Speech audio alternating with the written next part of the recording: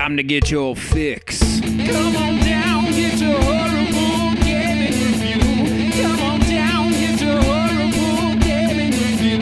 Come on down, get your horrible gaming review. Come on down, get your horrible gaming review. Wow. Hello, my name is Zachariah with Old Man Gaming, and I know you guys are probably heading to the channel to check out a new horrible review, and I didn't do one this week, but I did not do anything.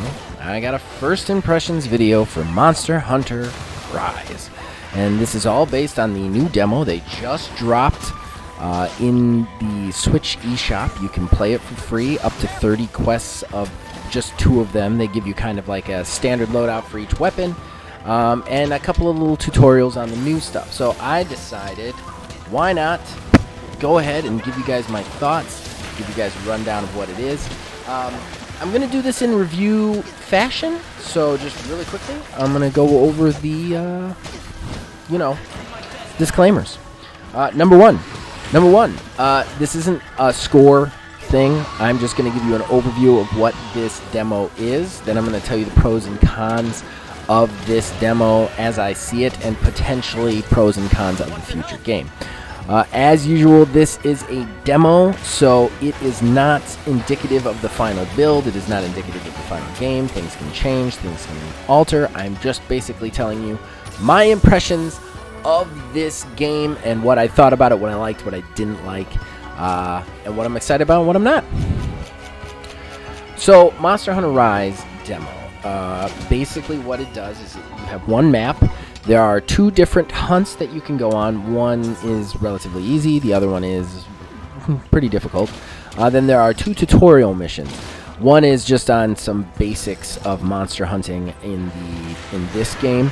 They center around the wire bug stuff and some of the new mechanics, as well as just some of the basic ones. They teach you how to attack, although they don't teach you all the menus and sub-menus and stuff. Then, of course, the other tutorial is on the whole new riding monsters mechanic in place of mounting in this game. We will definitely talk about that later.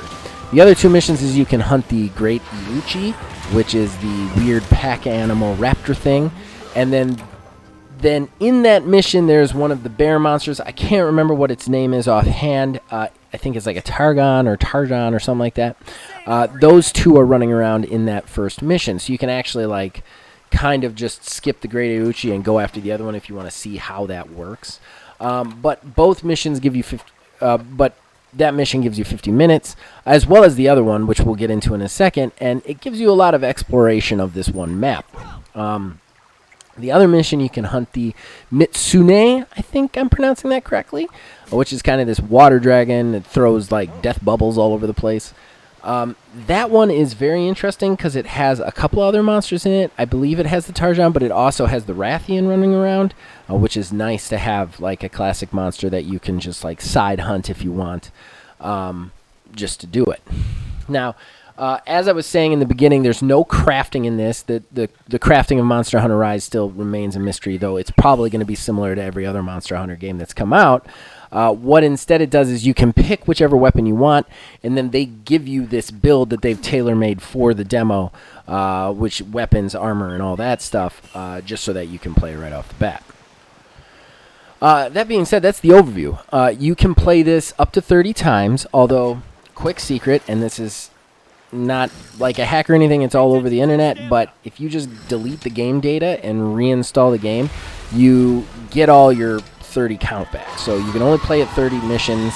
The tutorial ones don't count, only 30 action missions, but you could just get them back if you delete it and reinstall it. It runs through the February 1st, which means after February 1st it will not be available in the eShop anymore, which means you can't download it again, so don't undownload it at that point. Just play it till it's at 0 and then you're done. So yeah, that's it. You can do that. You can use it to kind of run around the map and stuff. So the big additions to this game are the wire bug. And the way the map works, this is... Okay, just so you guys know, my experience with Monster Hunter is limited to Monster Hunter World. I have put over 300 hours of play in Monster Hunter World, but I've not played any other Monster Hunter game out there. So, that being said, a lot of my comparisons are going to be directly to Monster Hunter World. So this game might have stuff from other games, or might be a return to form in some ways, and I might be misreading it, but again, my experience is Monster Hunter World, so a lot of the comparison is going to be there, because Monster Hunter World is one of my all-time favorite games at this point.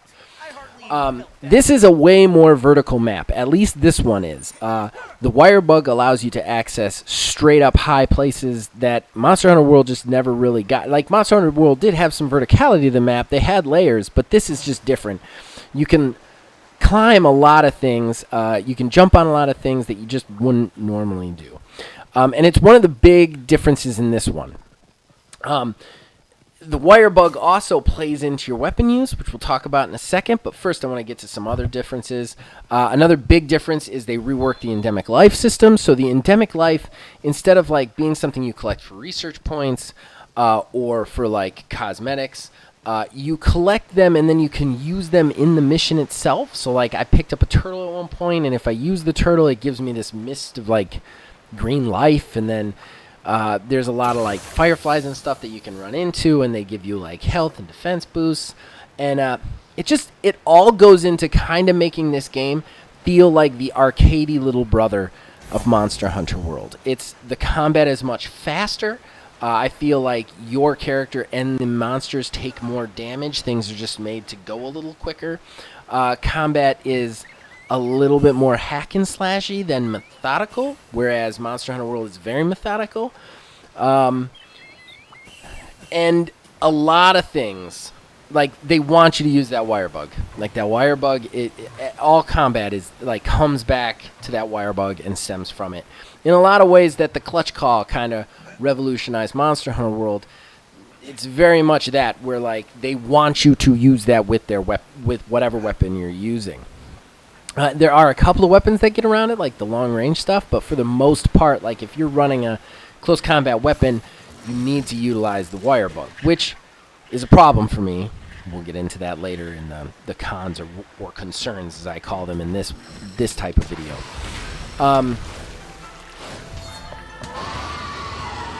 I did notice a relatively large difference in the graphics from the portable to the handheld, although not enough that it would hurt me playing handheld. And I will say later when we talk about the things that I like, playing this thing on the go is amazing.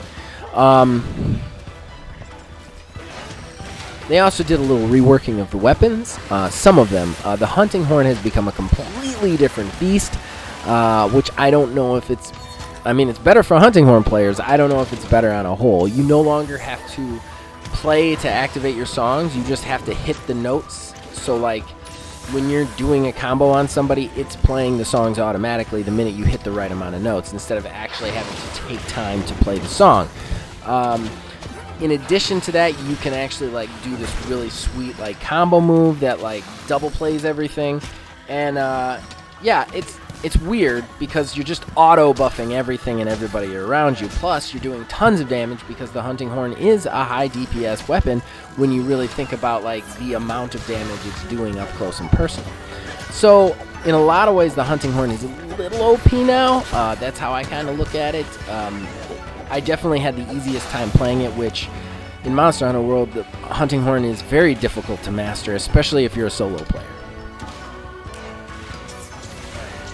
Alright, let's go into like the pros or the likes of this, the things that I'm excited about, points of excitement, I guess. Number one, I cannot tell you how awesome it is to take a Monster Hunter game, and I'm sure anybody who bought the Generations Freedom Unite or whatever that other one is already had this experience in a little way, but to take a Monster Hunter game and to just play it handheld when my kid falls asleep, or play it in the car, like, just so cool to just be able to have Monster Hunter World anywhere with me in the house.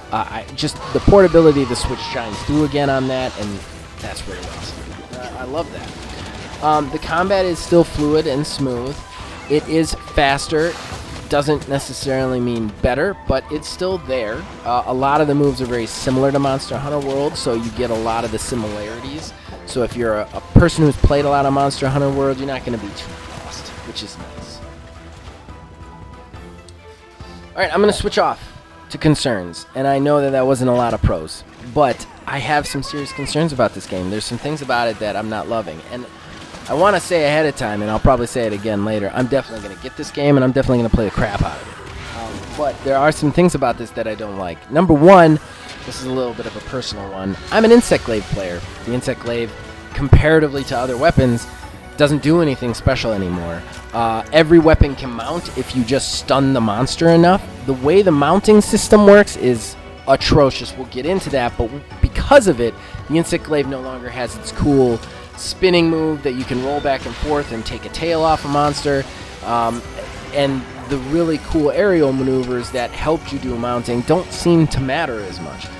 The other thing is, too, and this could just be a downside of the build that they put in the game, the bug is so slow in this demo that if you're an Insect Glaive player, you understand this. You have to have the bug hit the monster in certain places to give yourself the better combos. It kind of unlocks the way you use the Insect Glaive. The bug is so slow, it's nearly impossible to hit the monster unless you're right up on it, and that's just not the way you want to play the Insect Glaive. It's just annoying. So there's some really irritating things about the Insect Glaive. Coming from like that being my best weapon in Monster Hunter World to now I have a hard time finishing any missions on it, I was a little bit frustrated. And this is going to segue right into my next concern, which is the mounting system in this is terrible. I don't care what anybody says. I do not like the wire bug riding monsters thing, because basically how it used to be is you would try and mount the monster. If you got a good hit to mount the monster, you'd get on its back, and then it'd try and throw you off while you stabbed at it. If you stabbed at it enough without it throwing you off, you could do a big whack on it. It would drop it. There was also other cool things you could do on it. In addition to that, there was a clutch claw section of mounting that was a separate kind of mount where you would pull yourself to, say, its face, and then you could like direct it in a certain way and then use a big hit to like send it into a wall and knock it down. What they did is they kind of merged that. So now you jump on, you use the wire bugs to actually control the monster, which means you can control the monster into other monsters, make the monster attack other monsters, or you could just straight up launch the monster, like you can move the monster to a wall and launch it into the wall.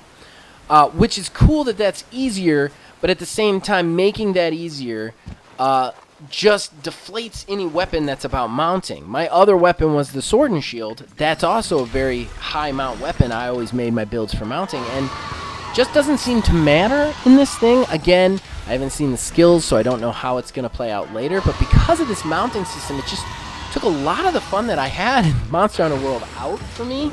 And that might be a personal thing, but I just don't like this mounting system. I want the old mounting system back, and I don't understand. I don't think this is better. I don't think that you're going to use it often to like attack other monsters. I think the only thing you're really going to use it for is an easier way to launch monsters into the wall, which I feel like you could have built that in a better way than this. So I'm frustrated. I'm super frustrated with this one. That's one of my big ones. It's one of my big ones. Another minor concern I have is your movement analog stick does not actually move the menu in any way, which is really strange to me. I hope that's not in the final product of the game, because for a long time I thought my Joy-Con was broken. But you have to use the directional buttons to actually move the menu anytime you're in a menu, which is weird, to say the least. And again, this game's all about the wire bug, which the wire bug is cool.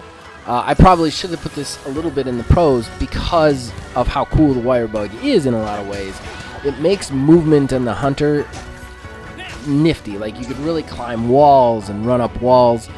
It makes everything very fast, and it also, they really want you to use it in combat, and that's fine, but at the same time, since it's such a maneuver that makes you aerial so much, almost all of these weapons that weren't aerial before become aerial, and then your aerial weapons don't have a use anymore. That's something that really concerns me. Like the gun lance, probably one of the most grounded weapons out there, has this insane like wire bug blast jump combo that just keeps it hovering in the air like nut stuff. So I don't know, it's something that really irritated me. my next my biggest con, and this one is the one that's really irritating me, and I hope that they kind of change this before Rise comes. Again, I'm going to play this. It's great. I don't really love the way they've done the endemic life, but again, this isn't something that's going to like be a deal breaker for me, but in Monster Hunter World, the game is about interacting with your environment. I know that it's about hunting monsters, but you interact with the environment to hunt monsters. You track the monster.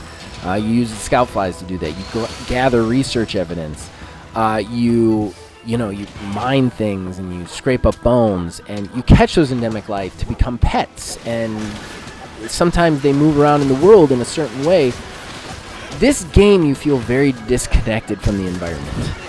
There is no scout flies. You're not collecting research evidence on the monsters. Again, this could be something corrected in the final build, but in this, you start a mission, it gives you a little red arrow above your head, and it literally points in the exact direction of the monster. There's no tracking, and because of that, there's no sense of accomplishment when you find the monster and you learn about the monster.